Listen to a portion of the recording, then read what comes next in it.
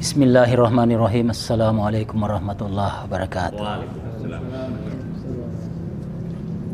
Alhamdulillahirabbil alamin wassalatu wassalamu ala asrafil anbiya'i wal mursalin sayyidina Muhammadin wa ala alihi washabihi ajmain, amma ba'du. Allahumma salli ala Muhammad wa ala ali Muhammad. Bapak-bapak, ibu-ibu, saudara-saudara sekalian dan warganet dimanapun Anda berada saat ini, baiklah, kita lanjutkan kajian Al-Quran secara tafsiriyah. Dan ayat surah yang kita bahas kali ini adalah surah Al-Insyiqaq, ayat 1 sampai dengan 9. Saya perlihatkan dulu ayat yang kita bahas berikut ini.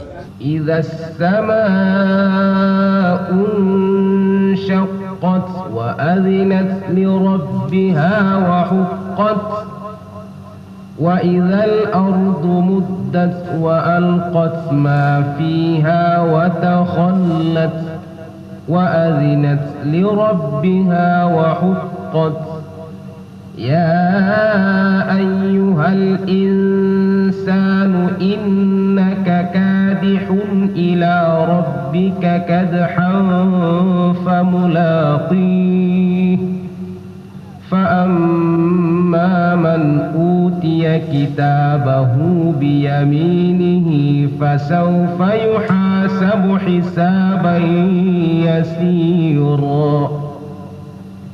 Para saudara-saudara, saya minta untuk memberi tafsir-tafsir sesuai dengan bacaan dan pengalaman-pengalamannya. Saya persilahkan siapa yang mau mulai pertama, tafadhal. Bismillahirrahmanirrahim. Ayat yang kita bahas malam ini adalah Al-Insyiqaq. Artinya terbelah ya Pak ya? Ya. Terbelah. Kalau saya membaca ayat pertama, Idzas samaa'un syaqqat dan wa isal ardu muddat. Apabila langit terbelah dan apabila bumi diratakan, saya pikir hanya Allah sendiri yang tahu. Apakah dia tidak bertanya itu di sini ayat ini? Siapa yang bisa tahu itu kalau langit terbelah? Mungkin pengertiannya di sini kalau secara pandangan saya retak kira-kira, karena ini retak itu, dan bumi diratakan. Karena dalam ayat ini juga kan tidak ada kata kiamat, hanya kita yang terjemahkan. Yang menerjemahkan ini manusia yang mengatakan kiamat, tapi menurut saya yang bisa memberi pengertian di sini ya Allah Subhanahu wa taala, karena dia hanya menyatakan tanda-tanda begitu, dia tidak mengatakan kiamat. Tapi ada ayat berikutnya,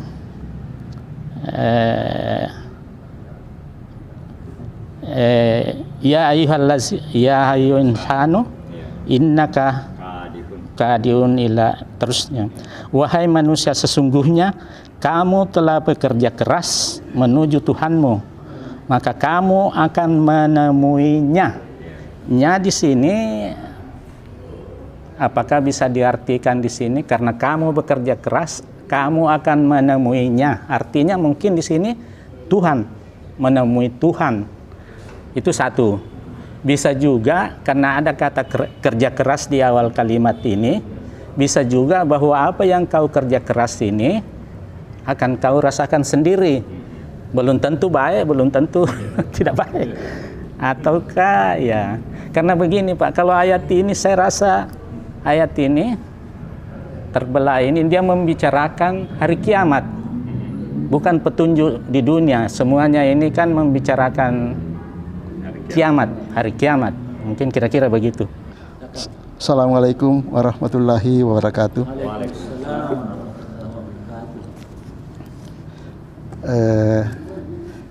Saya ingin bertanya Pak mengenai hubungannya terbelah berarti kiamat. Saya mohon penjelasan Pak. Kalau berbicara masalah kiamat kan ada yang istilahnya sangkakala ditiup, apa? Iya. Ada sangkakala ditiup bahwa tanda bumi dihancurkan. Ya, itu kali itu. Iya. Mungkin ada penjelasannya, Pak.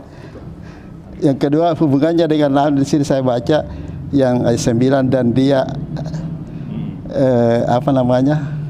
kembali yang diberikan sebelah kanan. Berarti tandanya baik, amal baik. Kalau amal buruk itu dari belakang.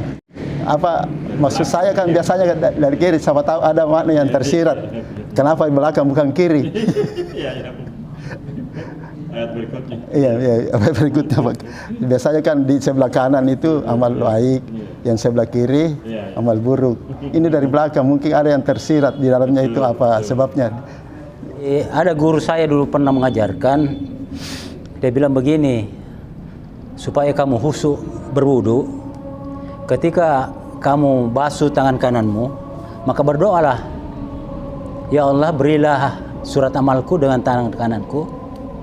Begitu juga membasuh tangan kiri, janganlah dengan tangan kiriku. Jangan berikan surat amalku dengan tangan kiriku, dan jangan pula dari belakangku. Nah itu ini guru saya yang sudah lama sekali itu, ya. Kita berdoa waktu berwudu itu, ya. Tujuannya juga agar supaya kita berwudu itu tidak kemana-mana pikiran kita. Itu salah satu manfaatnya. Ya itu, ya. Bahkan mencuci muka juga kita berdoa, berilah cahaya mukaku ketika dalam kegelapan, misalnya begitu, ya. Kasih tapi Ustadz, ya sebelumnya perkenalkan, nama saya Haryadi. Saya asal dari Palopo. Sementara ini mengikuti program S3 di UIN Alauddin sebagai mahasiswa. Ini baru-baru kemarin mendaftar. Tapi Ustadz, di sini tadi dijelaskan ada satu ayat, yaitu kadahan, yang bermakna suatu perbuatan kerja keras. Mungkin bisa dijelaskan Ustadz tentang kerja keras yang dimaksud ini, apakah dalam bentuk amal soleh atau seperti apa? Makasih Ustadz. Bismillahirrahmanirrahim. Assalamualaikum warahmatullahi wabarakatuh. Saya tanggapi statement dari Pak Andi. Jadi begini, terbelah itu menandakan sesuatu yang tidak utuh, dan suatu keterbelahan adalah akhir daripada sesuatu, tetapi dia akan menjadi awal daripada sesuatu. Jadi kehancuran is the end of something, but is the new beginning of new things. Jadi sesuatu yang hancur, sesuatu yang terbelah adalah akhir sesuatu, tapi itu merupakan pula awal daripada sesuatu yang baru. Artinya akan ada kehidupan baru setelah berlakunya hilangnya bumi ini. Terbelah di sini menandakan tidak utuh. Berarti sistem tata surya yang ada di langit di atas kita ini tidak berfungsi lagi. Itulah namanya kiamat. Tidak ada kata kiamat di sini. Tapi kalau sudah terbelah, bumi sudah rata, memang tidak ada kata kiamat. Tapi itu menandakan the end of the world. Itulah akhir daripada dunia ini. Adapun sangkakala itu, inilah hebatnya Quran. Quran itu saling berkaitan satu sama lain. Jelas ini, karena itu memang ayat, jelas ini didahului dengan bunyi sangkakala. Bunyi sangkakala itu adalah suatu ledakan yang dahsyat. Kita ketahui ya, ini orang televisi tahu itu, bahwa suatu getaran yang keras akan menyebabkan partikel-partikel suatu benda itu pecah. Itu begitu. Karena dia masuk di situ, getarannya, vibrasinya terbelah. Jadi memang sangkakala itu sebenarnya kalau dari segi saintis itu ilmiah sekali. Jadi ada suara yang sangat keras bergema, hancurlah, masuk semua di partikel-partikel terkecil. Hancur.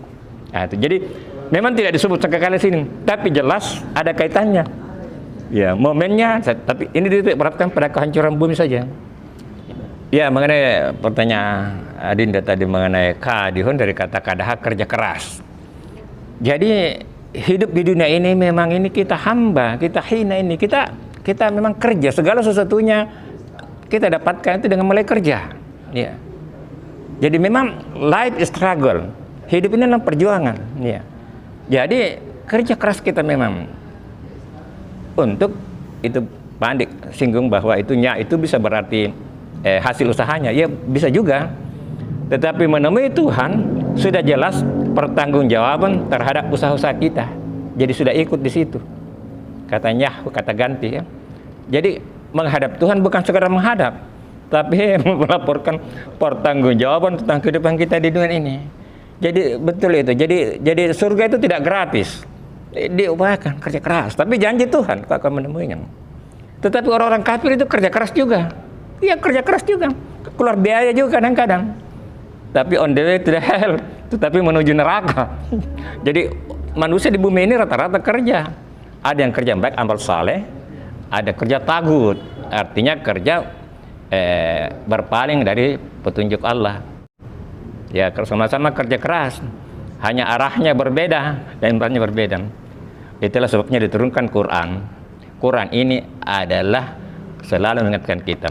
Tapi ingat, iblis paling tidak senang kalau kita baca Quran. Tidak senang. Bisikan-bisikannya itu yang membuat sulit itu Quran. Ngantuk saya kalau membaca begitu. Banyak itu bisikan-bisikan iblis itu. Kenapa? Karena ini rahasianya terbuka di sini. Rahasia hari akhir dan rahasianya setan, iblis terbuka, jin setan terbuka. Jadi makanya memang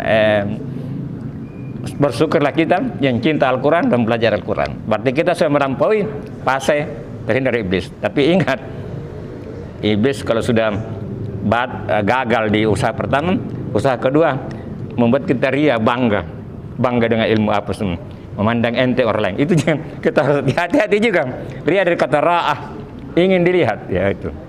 Jadi kita selalu berdoa kepada dan selalu kita istighfar. Rasulullah saja istighfar pagi dan petang minimal 100 kali, apalagi kita hambanya ini. Jadi tadi itu keadaan betul itu bahwa surga itu harus melalui kerja usaha keras itu. Dan kita akan menghadap kepada Allah dengan jeripaya kita. Adapun tangan dari kanan itu isyarat. Tapi di sini lanjutannya bukan di kiri, di belakang. Kenapa di belakang? Karena dia malas dia lihat itu. Tidak senang sekali dilihat itu kitab, catatan itu, rekaman itu. Makanya tapi tetap dikasih, tapi dikasih dari belakang. Jadi bukan kiri. Jadi ada keengganan untuk melihat itu. Makanya dari belakang itu dikasihkan. Oh, kau mau tidak mau, ini tata tamu. Itu gambaran, itu sinyal bahwa ya mudah-mudahan kita ini diberikanlah di sebelah kanan ya, mudah-mudahan untuk berdoa kepada Allah Subhanahu wa taala. Sekiranya itu